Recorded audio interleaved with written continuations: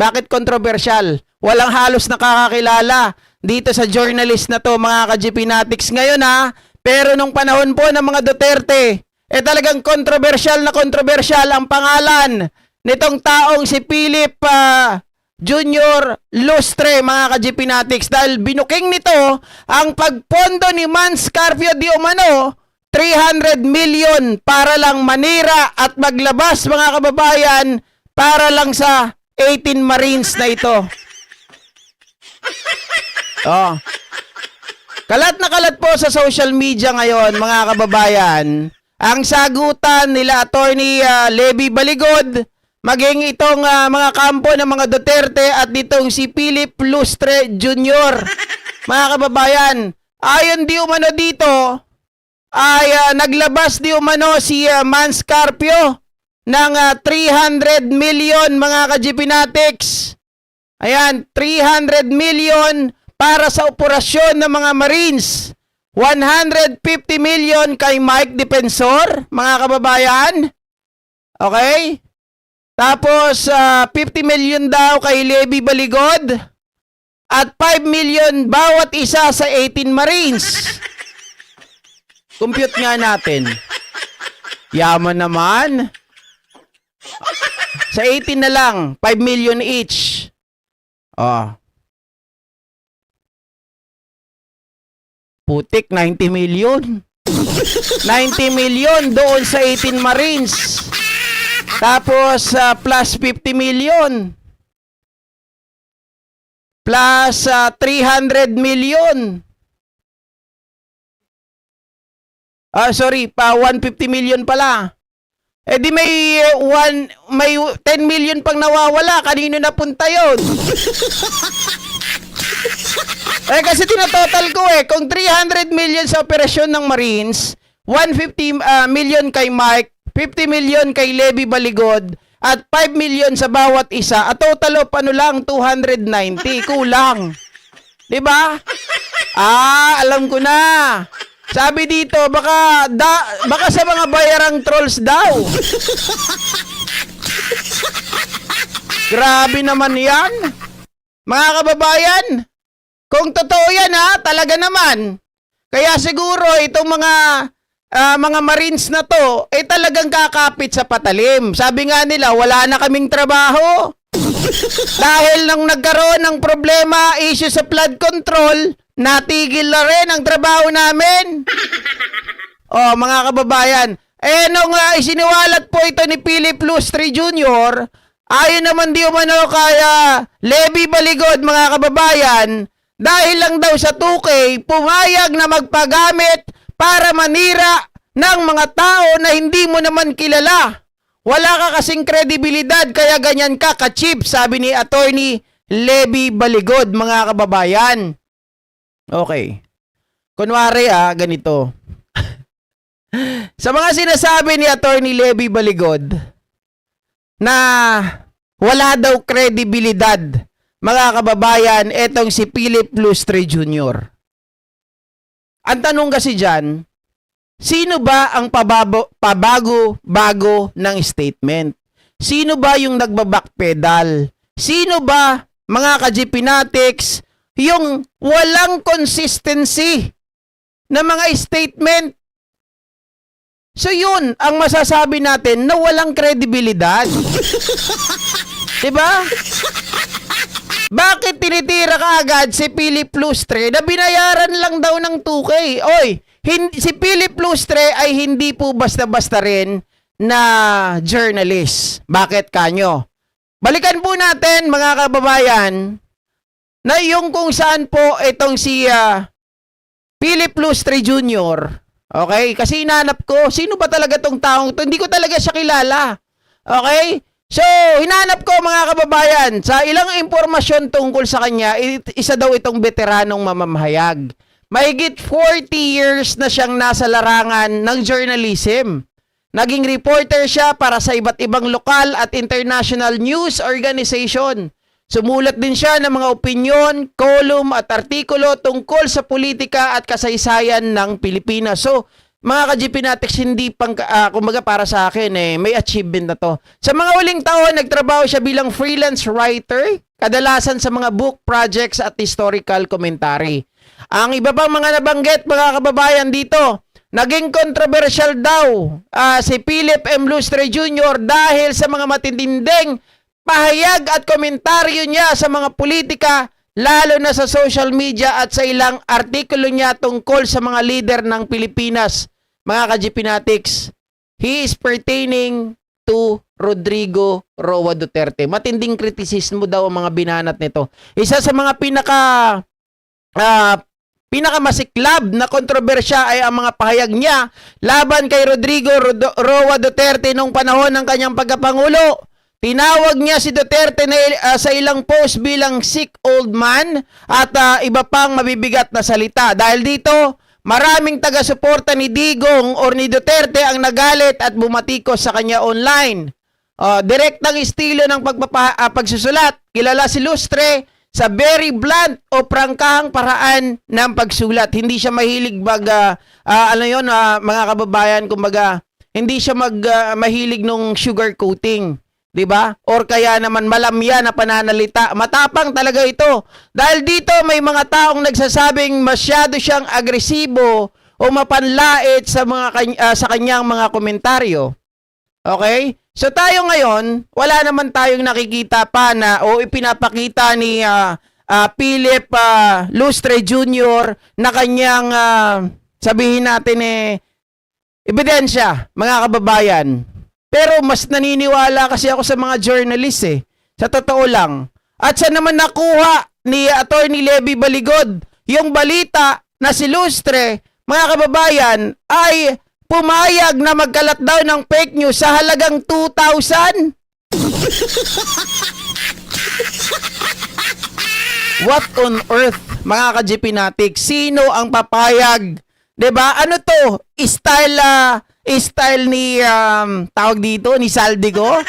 Ha? Na wala akong nakuha kahit 5 sa flood control projects na 'yan. Wow!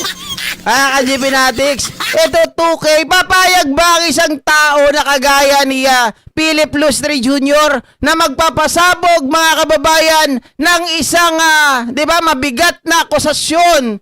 Tapos ang bayad lang sa kanya ay 2,000.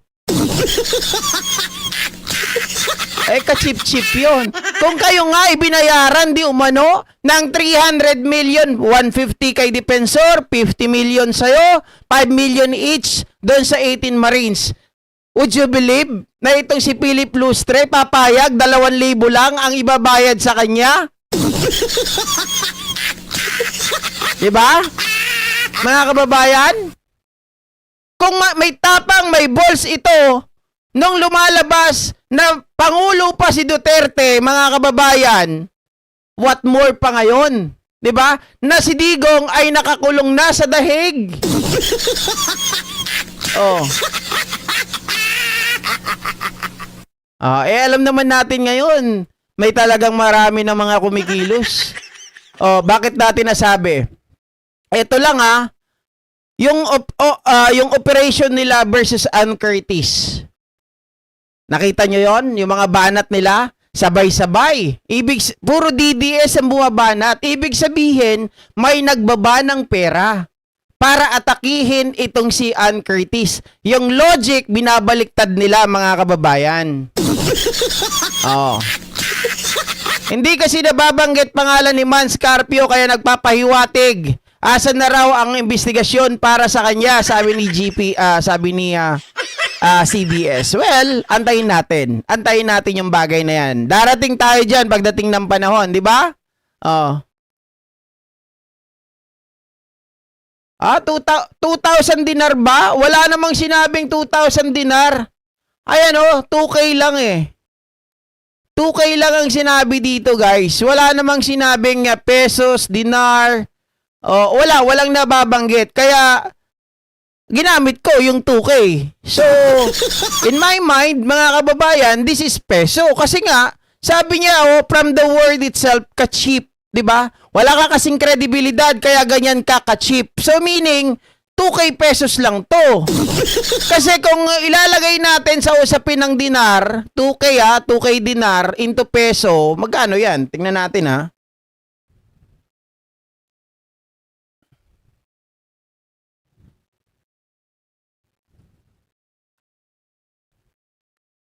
Oh, that's 386,145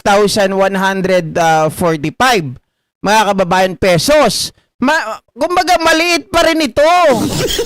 Kumpara doon sa mga Marines. Yung Marines 5 million kada isa. Di ba? Kada isa. Samantalang ito mga kababayan, magkano lang? 386,000.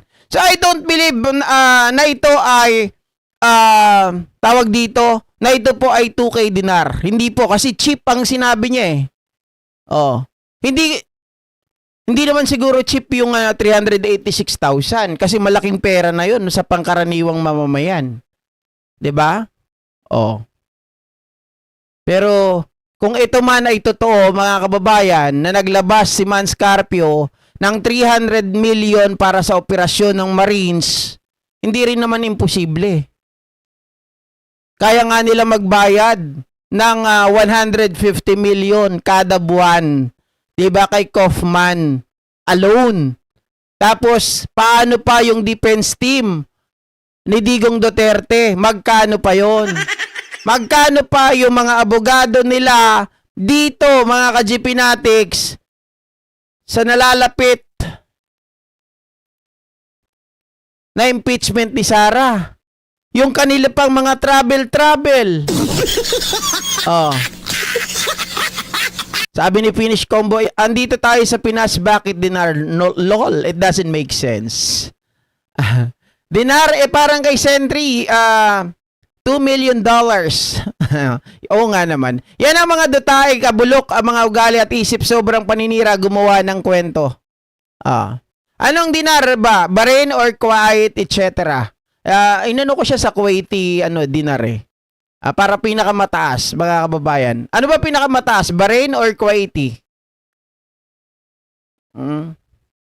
Okay pa kung US dollars eh. 2K lang daw ayon kay Bad. 2K nga lang, mga ka-GPnatics. 2K lang. Kaya nga ginamit yung salitang cheap dito. Pero ako naman, yung logic dito ni Atty. Levy Baligod, wala sa hulog.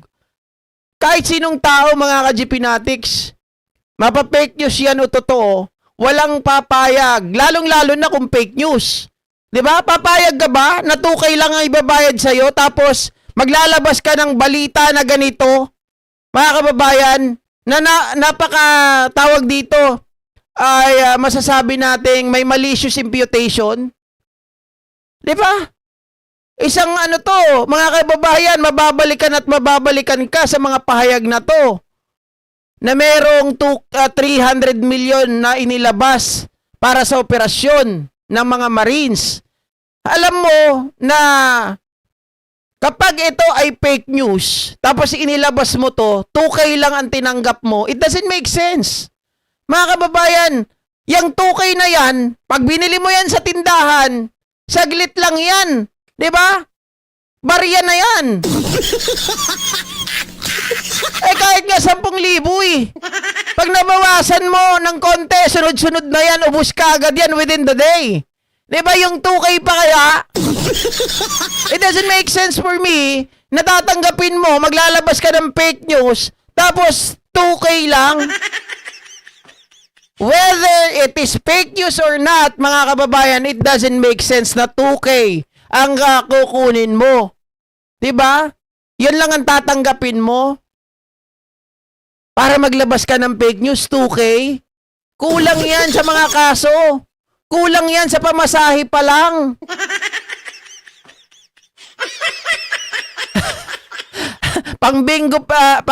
Pang-bingo lang yang 2K, sabi ni Sir Leo.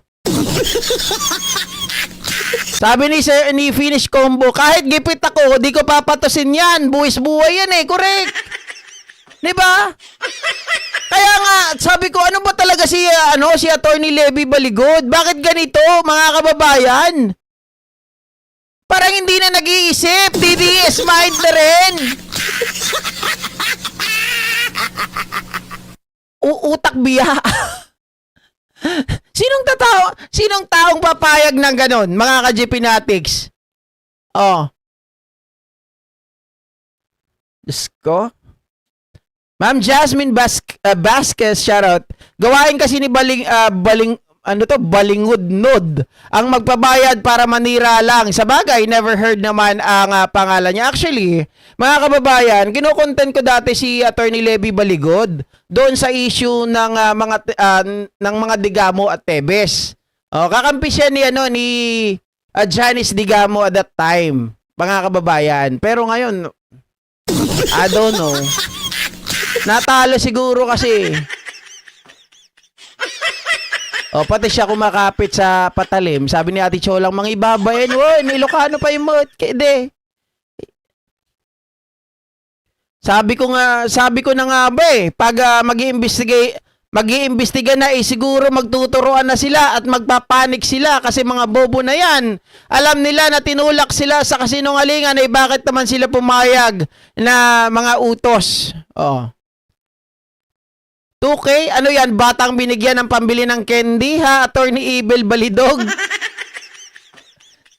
Kita nyo? Kahit kayo mga ka-GPnatics, hindi talaga, di ba? Hindi pwedeng ipasok doon sa sa logic ng matatalino. Abogado pa yan. Boss Romy, Sir Wilfredo Baladad, pulpol na abogado, may sariling mundo. Diba? Diyos ko.